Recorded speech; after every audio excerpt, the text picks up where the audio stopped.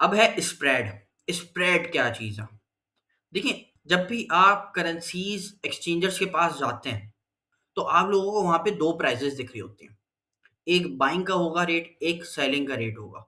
Currency exchangers क्या कहेंगे कि अगर हम आपसे खरीदेंगे, यानी कि करेंसी एक्सचेंजर हमसे बाय करेंगे अगर, तो वो 290 का करेंगे। लेकिन अगर हम खरीदेंगे उनसे, तो हमें वो 293 का पड़ेगा। जो ₹3 का डिफरेंस हुआ, ये ही स्प्रेड होता है। इसी को हम स्प्रेड कहते हैं। फॉरेक्स मार्केट में भी एक स्प्रेड होता है मुख्तलिफ प्रोडक्ट्स का। The difference between buyers and seller in the market is called spread. यहाँ पे एग्जांपल देखें, जैसे यूरो यूएसडी है। आप लोगों को आपके पास आपके मेटा ट्रेडर 5 के ऊपर 2 प्राइजेस दिख रहे होंगे। एक होगा ये प्राइस फॉर एग्जांपल, और एक होगा ये प्राइस। इन दोनों प्राइजेस में कुछ फ़र्क होगा। ये जो फ़र्क है, यही स्प्रेड है। अगर हम बाय करेंगे, तो हमें इस रेट पे खरीदेंगे, और अगर हम सेल करेंगे, तो हमसे इस रेट में हम जो है सेल होगा। तो ये जो डिफरेंस होगा, ये 3 पिप का डिफरेंस, ये स्प्रेड कहलाता है। जो मैंने करेंसी एक्सचेंजर्स की एग्जांपल दी, आप लोगों को यहाँ पे दिख रही होगी। तो आई होप कि आपको स्प्रेड भी अब समझ में आ गया होगा। वो ब्रोकर हम यूजुअली चूज़ करते हैं कि जिसका स्प्रेड भी कम हो और सर्विसेज भी ज़्यादा अच्छी हों। फिर इन स्प्रेड्स का हमारी ट्रेड्स के अंदर एक बहुत अहम किरदार होता है।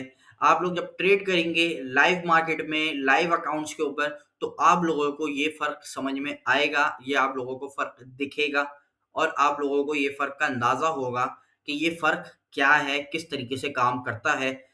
बेसिकली यूँ समझ लें कि बायर और सेलर के दरमियान का जो डिफरेंस होगा, वो स्प्रेड कहलाएगा। एग्ज़ाम्पल्स लॉट्स, लेवरेज और पिप्स की। जैसे कि 0.01 लॉट अगर मैं गोल्ड खरीदता हूँ और 55 पिप का चेंज हुआ, 55 पिप का चेंज 0.01 की लॉट के ऊपर, तो ये मेरे लिए $5.5 का फ़र्क होगा। 0.01 की लॉट 20 पिप्स का चेंज, यानी कि $2। जैसे मैंने आप लोगों को पहले भी एग्ज़ाम्पल में बताया था कि 10 पिप्स चेंज जो है वो $1 मूव होगा, तो 20 पिप $2 मूव हो गया। तो $2 का फ़र्क, और लॉट भी हमारे पास 0.01 है, यानी कि 1 औंस है, तो $2 का ही हमारे पास डिफरेंस आएगा। लॉट हमारी बढ़ गई, अब 0.01 के बजाय 0.10 हो गई है, तो 10 औंस के हिसाब से 20 पिप्स, यानी कि $2 का फ़र्क, 10 multiply by 2 is equals to $20 का हमारे पास एक डिफरेंस आएगा। इसी तरीके से अगर हम स्टैंडर्ड लॉट पे चले जाते हैं, तो सेम 20 पिप्स का चेंज जो है वो हमारे लिए $200 के बराबर होगा, क्योंकि 100 ऑन्स है एक स्टैंडर्ड में। अब आप लोग मुझे बताएं कि 10 स्टैंडर्ड लॉट होगी तो क्या चेंज होगा? $2000 का चेंज होगा। 1.15 की लॉट होगी, 20 पिप्स का चेंज है। वीडियो को पॉज करें और कमेंट्स में लिख के बताएं कि क्या चेंज है ये। $230 जिसने लिखा बिल्कुल सही लिखा है। 1.5 स्टैंडर्ड की लॉट है, 20 पिप्स का चेंज है, कितना इक्वल होगा? $300 जिसने लिखा है बिल्कुल सही लिखा है। 1.75 की लॉट, 20 पिप्स का चेंज। किसी को अगर अब भी समझ में नहीं आया, तो मैं आप लोगों को एक बहुत ही सिंपल सी कैलकुलेशन बता देता हूँ। 1.75 की लॉट यानी कि 175 आउंस, 175 आउंस, और 20 पिप्स यानी कि $2। तो 175 multiply by 2 is equals to, video को पॉज करें और मुझे बताएं कि क्या चेंज होगा। 350। और 2 स्टैंडर्ड की लॉट के अंदर अगर हम बात करें, तो 20 पिप्स का चेंज $400 के इक्वलेंट होगा।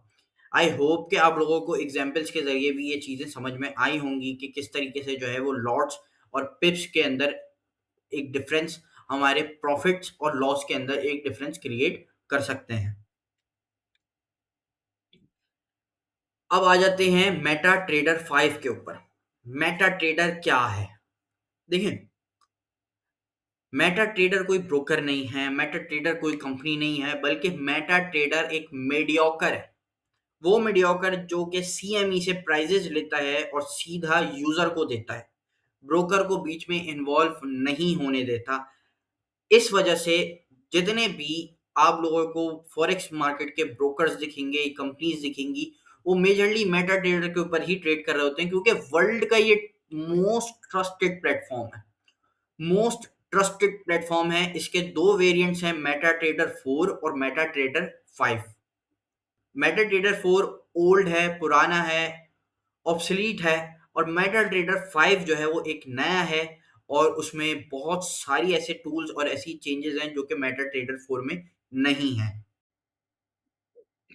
मेटा ट्रेडर 5 के अंदर बहुत सारी ऐसी अपडेट्स हैं जो कि आपको मेटा ट्रेडर 4 में नहीं मिलेंगी।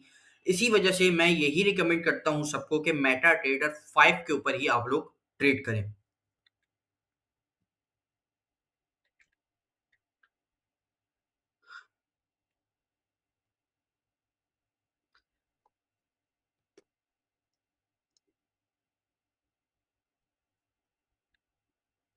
मेटाट्रेडर 5 को किस तरीके से ऑपरेट कर सकते हैं, मेटाट्रेडर 5 को किस तरीके से चला सकते हैं, यहाँ पर आप लोगों को दिख रही होंगी। आई बटन पे जाके क्लिक करें और क्लिक करके वो तमाम वीडियोस देखें कि मेटाट्रेडर के तमाम ऑर्डर्स को किस तरीके से लगाया जा सकता है, किस तरीके से मेटाट्रेडर के तमाम ऑर्डर जो हैं उनको एग्जीक्यूट किया जा सकता है।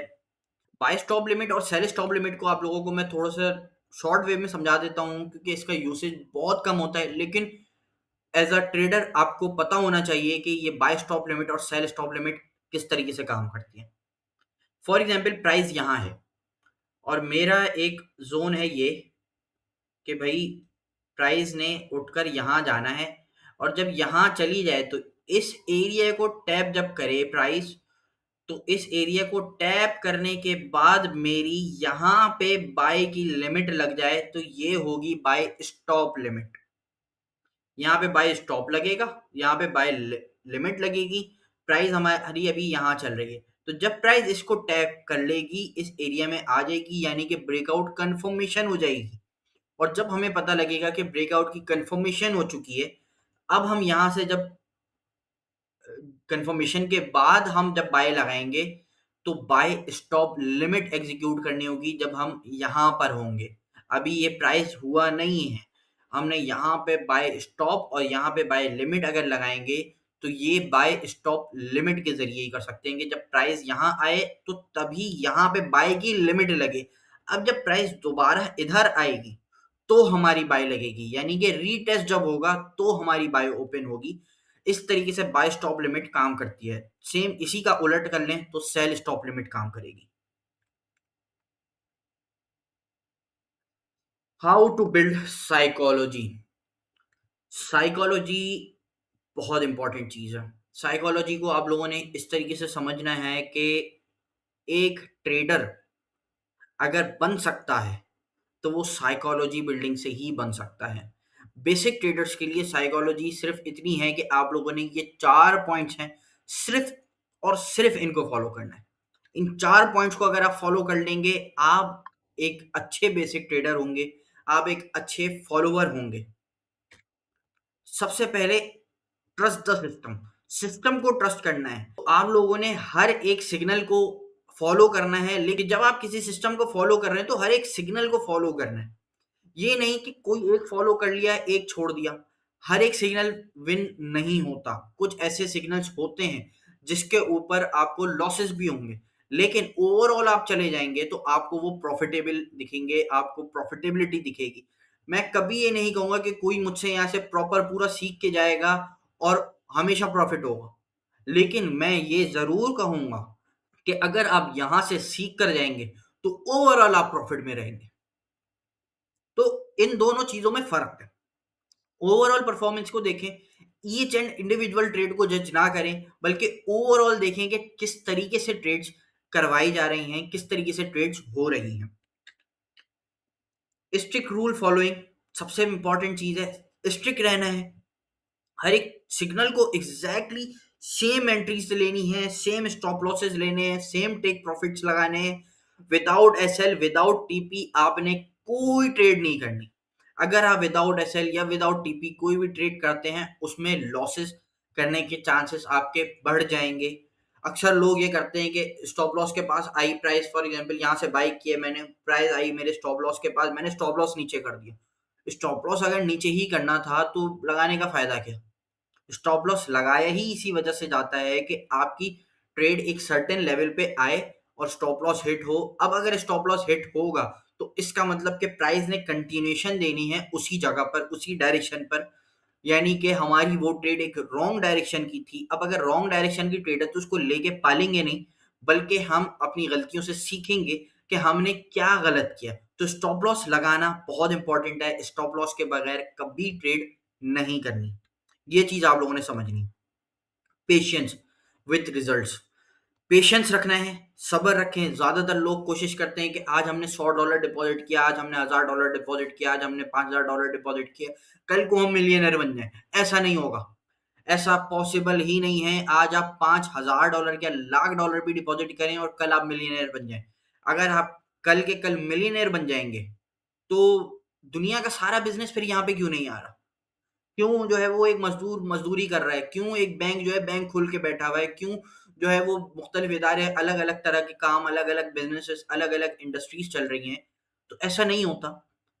टाइम लगता है, हर एक चीज को टाइम लगता है। आप जितने भी बड़े ट्रेडर्स उठा के देख लें, उनको भी टाइम लगा है, आपको भी लगेगा।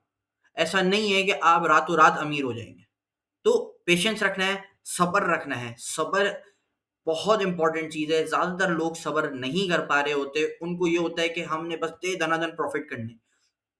एक छोटा सा सवाल, दुनिया की सबसे बड़ी कंपनी कौन सी है? और आप सिर्फ गूगल करें और जाके देखें उसकी नेट वैल्यू कितनी है और नेट प्रॉफिट पिछले साल का कितना है।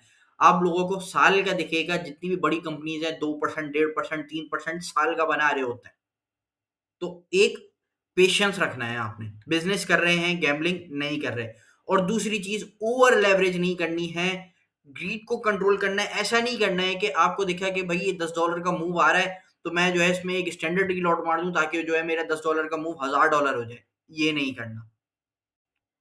अब जैसे कि यहाँ पे मैं आप लोगों को बताऊं कि फॉर एग्जाम्पल हम टेस्ला की एग्जाम्पल लेते हैं। एलॉन मस्क की कंपनी है, बहुत बड़ी कंपनी है, इलेक्ट्रिक कार्स बनाती है, बहुत बड़ी कंपनी है। अगर हम यहाँ पे देखें तो टेस्ला की नेटवर्थ कितनी है as of March 2026? Almost $1.5 trillion की कंपनी है। $1.5 ट्रिलियन यानी कि $1500 बिलियन की कंपनी है। $1500 बिलियन की कंपनी ने एक साल का सिर्फ और सिर्फ 94.83, 95 कह लेते हैं, $95 बिलियन बनाया है। $95 बिलियन का रेवेन्यू जनरेट किया है। और ये रेवेन्यू जनरेशन है, नेट इनकम 3.8 बिलियन है, और भी बहुत ज्यादा कम। तो एक साल का अगर रेवेन्यू हम देखें, एक साल की नेट प्रॉफिट देखें टेस्ला का, तो वो 3.8 यानी कि $4 बिलियन बनता है। और कंपनी का साइज क्या है? $1500 बिलियन। तो जब एक कंपनी साल का 0.1% बना रही है, और हम यहाँ पे अगर देखें तो हम $1000 का अकाउंट लेकर आते हैं और सोचते हैं कि यार हमारा कम से कम $50 तो बने। अब $1000 के अकाउंट पे $50 बनाना कोई मुश्किल चीज नहीं है, बहुत ईजी है और बन भी जाता है, बनता भी है, दिखता भी है। लेकिन पेशेंस, ये इंपॉर्टेंट चीज है। टेस्ला एक ही रात में इतनी बड़ी कंपनी नहीं बनी। सेम इसी तरीके से आपके ट्रेडिंग अकाउंट्स भी एक ही रात में इतने बड़े नहीं होंगे। स्लोली ग्रेजुअली ग्रोथ होगी, स्लोली ग्रेजुअली बढ़ते चले जाएंगे। अपनी ग्रीड को कंट्रोल लाजमी रखना है, ओवर ट्रेडिंग नहीं करनी। जो बताया जा रहा है वही ट्रेड करना है, जिस प्रोडक्ट में बताया जा रहा है उसी प्रोडक्ट पे ट्रेड करना है। बाय का कहा गया है बाय करना है, सेल का कहा जाए सेल करना है, SLTP लाजमी लगाना है। और मार्केट से कभी भी रिवेंज नहीं करना है। कभी ऐसा हो कि ग्रुप में ट्रेड आई और आपको स्टॉप लॉस हिट हो गया, तो अब ये नहीं करना है कि अब मार्केट जो है वो आपको दिख रहा है कि प्राइस नीचे जा रही है, तेजी से जा रही है, जा रही है, जा रही है। अब हमने कहा यार काम करते हैं, हम सेल कर लेते हैं, कुछ तो प्रॉफिट होगा, जो लॉस हुआ है वही रिकवर हो जाएगा, ये हो जाएगा, वो हो जाएगा। 10 थॉट्स आएंगे।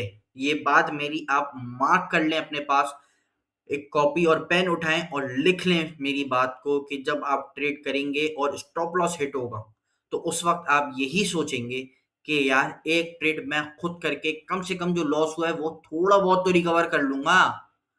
लेकिन ये याद रखें, 50-50 होगा।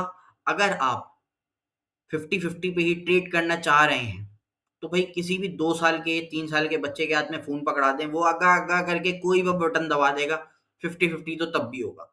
लेकिन अगर हमें परसेंटेज अच्छा चाहिए, हम ये चाह रहे हैं कि हमारा विन रेशियो अच्छा हो, तो फिर पेशेंस रखना होगा, सब्र रखना होगा और इसी पेशेंस से, इसी सब्र से, इसी ग्रीड को कंट्रोल करने से आप प्रॉफिटेबल हो सकते हैं। अदरवाइज़ लॉसेस हर कोई करता हुआ दिखेगा, आपको कई लोग ऐसे दिखेंगे जिन्होंने बहुत लॉसेस किए होंगे और हो सकता है आपने भी लॉसेस किए हों। सिर्फ़ इसी वजह से क्योंकि 2 ही 3 वजह होंगी, या तो पता नहीं था, या तो ग्रीड थी, या तो बहुत अच्छा प्रॉफिट बना लिया था, उसके बाद लॉस कर लिया। क्यों? क्योंकि अगेन ग्रीड थी, सब्र नहीं था। आई होप कि आप लोगों को जितना भी मैंने कुछ समझाया, समझ में आया होगा। फिर भी अगर आप लोगों को कोई भी सवाल आ रहा है, कोई भी क्वेश्चन आ रहा है, तो आप लोग मुझसे कमेंट्स लाज़मी करें और इस पूरी सीरीज़ के ऊपर मुझे ज़रूर बताएँ कि आप लोगों को ये सीरीज़ कैसी लगी, ये वीडियोज़ कैसी लगी। तो पेशेंस रखें, सब्र रखें, ग्रीड ना करें और साइंस बिहाइंड द चार्ट्स को फ़ॉलो ज़रूर करें।